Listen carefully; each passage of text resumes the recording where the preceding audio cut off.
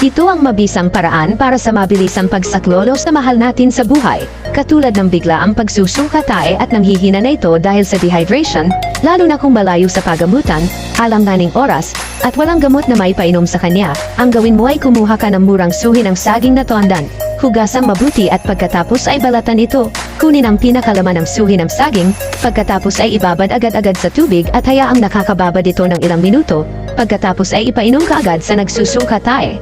Sobrang epektibo nito na pamamaraan para sa pangunahing lunas, at mabilis na nakakagaling at babalik agad ang lakas ng nagsusuka tae. Saka ito dalhin sa ospital para masuri ang dahilan ng pagsusuka tae ng narito ang natural na paraan para linisin ang matris, dahil ang maglinis at manusog na matris ay kailangan ng isang babae lalo na kung ito ay nagnanais na magkaanak. At kung ikaw ay naghahanap ng herbal tea na maganda para linisin ang matris ay panuurin mo ito. Simple lang ang kailangan, 2 onion at honey. Maganda ito na inumin ng babae na mayroong problema sa uterus, may bukol, cyst, myoma at polyps sa loob ng uterus. Ang pagkonsumo ng herbal tea na ito na walang laman ang tiyan sa umaga ay napakabisang gamot para ang iyong regla ay bumalik sa dati, pagkakaroon ng normal bleeding. Sa malakas ang regla mabisa ito, sa nagdaranas ng dysmenorrhea tuwing nareglahin mabisa rin ito na inumin. Sundan lang ang nasa video at gawin ito araw-araw para epektibo. Narito ang mga halamang gamot para sa pigsa. 1. Alugbati, magdikdik ng 2 dahon at itapal 2 beses isang araw. 2. Amarillo, magdikdik ng 3 dahon at 2 bulaklak, itapal 2 ulit maghapon. 3. Gumamela, magdagdag ng 5 dahon at 2 bulaklak, itapal 2 ulit maghapon. 4. Langka, kumuha ng kaunting dagta mula sa puno at haluan ng kaunting suka. Painitan at gamiting pantapal 20 minuto 2 ulit maghapon. 5. Sambong, magdikdik ng 5 dahon, itapal 2 ulit maghapon. 6. Uling, pulbusan ng uling, basain at ibalot sa isang malinis na tela. Itapal 2 ulit maghapon, pwede ang alinman sa mga nabanggitang gawin. Ito ang dahon ng bayabas. Ito ay sagana sa iba't ibang mga vitamins at antioxidants. Kaya ito ay mabisang panlaban sa sakit na cancer. Sa diabetes ay mabisa rin ang pag-inom na pinaglagaan nito at mahusay sa mga sugat at nakakagaling. Ganon din ito ay gamot sa iba pang mga sakit gaya ng panakit ng tiyan, pagtatai, at sa mga bagong panganak ng mga babae, ginagamit ang katas nito bilang panghugas. Masambong ay isa sa mga kilalang halaman na lunas sa taong mayroong sakit sa kidney, gaya ng impesyon sa ihi, ang UTI at kidney stone. Ang sabon ng sambong ay magandang pampaihi at may kakayahang magpagaling ng sakit na UTI. Ito rin ay ginagamit bilang natural herbal sa taong may sore throat at ubo at pamamanas. Ang gawin lamang ay uminom ng pinaglagaan ng dahon ng sambong para bumuti ang iyong nararamdaman. Ito ang halaman punong kahoy ng alagaw. Ito ay tinatawag na isang medicinal tree dahil sa angking natural nito na may kakayahang magpagaling ng mga karamdaman gaya ng ubo, lagnat at trangkaso. Sa pamamagitan ng pag-inom ng nilagang dahon ng alagaw ay malulunasan ang iyong nararamdaman dahil ang alagaw ay nagbibigay ng kaginhawaan at nalulunasan ang mga sakit na iyong nararamdaman. Kilala ang pasit-pansitan bilang halamang gamot para sa mga taong nagdaranas sa matinding pamamaga at kirot dulot ng gout. Ito ay may kakayahang tulungang maibsan ang kirot na nararamdaman sa mga taong may rayuma at sa mga taong nagdaranas ng gout dahil sa pamamaga ng mga kalamnan. Mabisa ang pinaglagaan ng dahon ng pasit-pansitan. Ganon din mabisa na ito sa mga taong may depresyon. Uminom ng pinaglagaan ng dahon ng pasit-pansitan. Ito ang mga dahon ng makahiya. Mabisa ang mga dahon nito panlaban sa iba't ibang mga sakit, katulad na lang ng mga sugat. Ang dinikdik na dahon nito para sa mayroong sugat ay mabisa. Para mawala ang kirot, ang gawin lamang ay dikdikin ang mga dahon at ipahid dito sa bandang may sugat. Ganon din ang nilagang mga dahon nito ay mabisang lunas sa taong nagdaranas ng LBM. Sa mataas ang presyon ng dugo ay uminom isang basong nila. Ito ang halamang tiyaang gubat, kilala bilang mabisang gamot sa mga natural na paraan sa iba't ibang mga sakit, kabilang na asingaw sa bibig, dysenteria, pagtatai, sakit sa tiyan at impatyo. Ang gagawin lamang upang makuha ang benepisyo ay maglaga ng dahon nito at inumin ito hanggang bumuti ang pakiramdam. Ganon din ay mabisa din itong gamot sa mayroong sakit ng ngipin, magmumog ng pinaglagaan. Ito ang halamang dahon ng natural na insulin plant. Isa itong mahusay para sa mga karamdaman. Sa taong mataas ang blood sugar, ito ay mabisang nakakababa ng ating blood sugar. Sa mga taong mahilig kumain na matatamis ay maganda ang kumain ka ng isang sariwang dahon nito kada araw. Upang maiwasan mo ang pagkakaroon ng diabetes, pwede mo rin itong gawing tsaa. Kumuha ng mga dahon at maglagay sa isang baso. Lagyan ng mainit na tubig. at ibabad ng 2 minuto at hayaan lumamig at pwede mo na itong inumin. Sa ganitong paraan ay maiiwasan mo ang magkaroon ng diabetes at isa ang dahon ng atis sa mga ginagamit ng mga taong mayroong mga sakit. At ito ay matagal na ginagamit bilang tradisyonal na lunas sa iba't ibang mga karamdaman, gaya ng sakit na cancer at sakit sa puso. Ang madalas na pag-inom na pinaglagaan ng dahon ay ang serpentina. Ito ang halamang gamot para sa diabetes, sakit sa puso, sipon at trangkaso. Ito ang halamang gamot na kilala bilang hari ng mga mapapait. Bagaman hindi kaaya-aya ang lasa, ito ay laging hinahanap ng mga taong may diabetes dahil sa epektibong magpapababa ng blood sugar. Ito ay may natural na painkiller, mabuti itong pampababa ng lagnat, tinatanggal nito ang makapit na plema sa ating respiratory system, at inaayos o pinabababa nito ang level ng blood sugar. Sa mga hindi diabetic, ito ay magandang protection upang hindi magkaroon ng diabetes. Mahusay itong panlaban dahil sa natural nitong antibiotics at anti-inflammatory na gamot sa pamamaga at muscle pain. Taglay nito ang antibacterial properties na panlaban sa mga impeksyon dulot ng bakterya na sanhi ng pagtatae. Nililinis din ito ang atay upang maiwasan ang sakit na hepatitis. Mabisang panlaban sa parasites infection at pagdami nito sa dugo. Ito ay may natural na antioxidant properties para kayang labanan ang mga free radicals na nagiging sanhi ng cancer.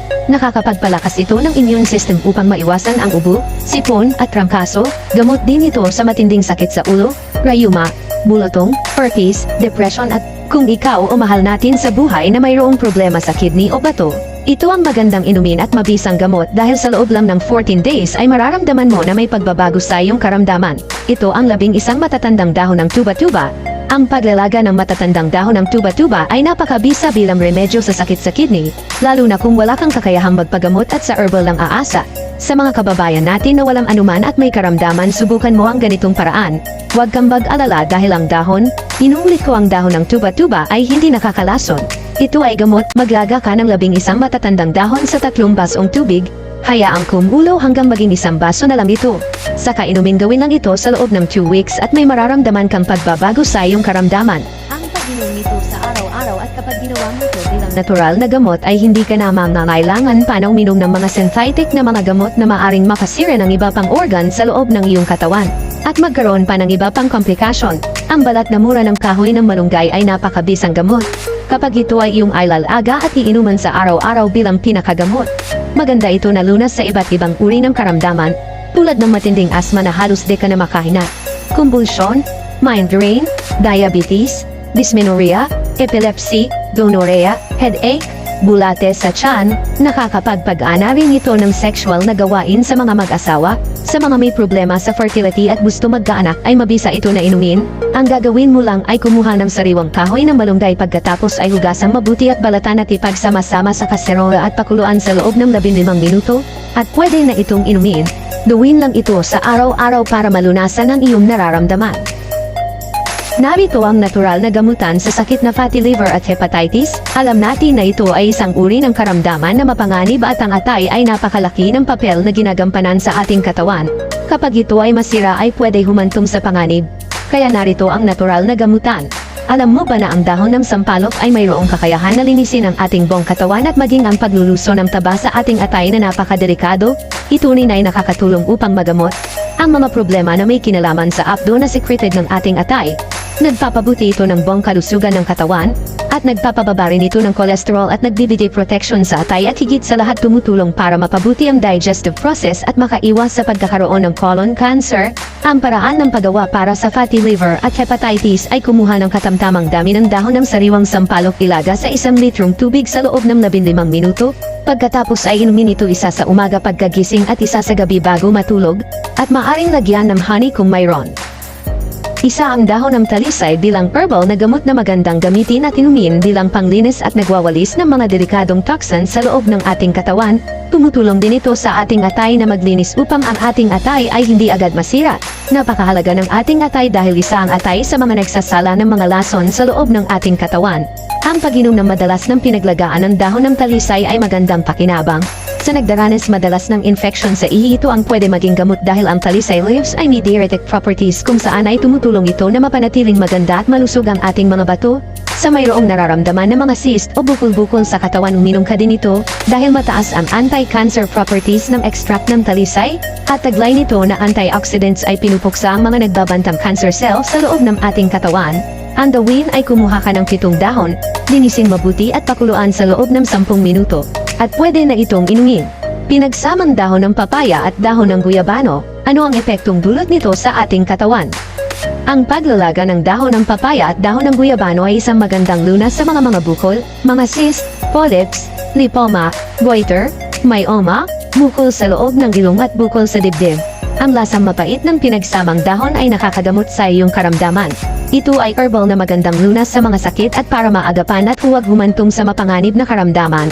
Ang pag-inom ng madalas ng herbal na ito ay nagbibigay protection para makaiwas sa mga sakit na maaring dumapo sa ating katawan. Para sa ating mga kababayan na naghahanap ng herbal na gamot para sa may ganitong nararamdaman, ito ang mabisang gawin. Kumuha ka ng dahon ng papaya at 15 dahon ng guyabano. Hugasan mabuti at pakuluan sa 1 litrong tubig sa loob ng 15 minuto. Pagkatapos ay inumin mo ito, 1 baso sa umaga at 1 sa gabi. Mabisa itong gamot at nakakadaling tiyagain mo lamang para ang resulta ng herbal ay tumalab sa iyong katawan. Isa ang puno ng niyog na lubhang pakinabang at malaking tulong sa atin mula sa mga dahon nito, bunga, at kahoy. At alam mo ba na ang matandang balat ng niyog sa pinakababang bahagi ay napakabisang pampatuyo ng sugat? Ito ay tradisyonal nang iginagamot mula pa sa panahon ng ating mga magulang, lalo na sa mga walang kakayahang magpagamot sa mga doktor at umaasalam sa mga halamang gamot. Ang paglalaga ng balat ng puno ng niyog sa bandang baba ay napakahusay nito at totoong epektibo bilang panglanggas sa mga nagnanaknak na mga sugat na hindi nagumugaling, mga sugat sa ulo ng bata, eczema, problema sa balat, at marami pang iba. Ito ay mabisang gamitin bilang panghugas. Mas mabilis ang pagtuyo ng sugat kung ito ang iyong gagawin. Simple lang ang paraan, sundan lang ang nasa video. Pakuluan ito sa loob ng 15 minuto at ihugas sa sugat sa umaga at sa gabi bago matulog.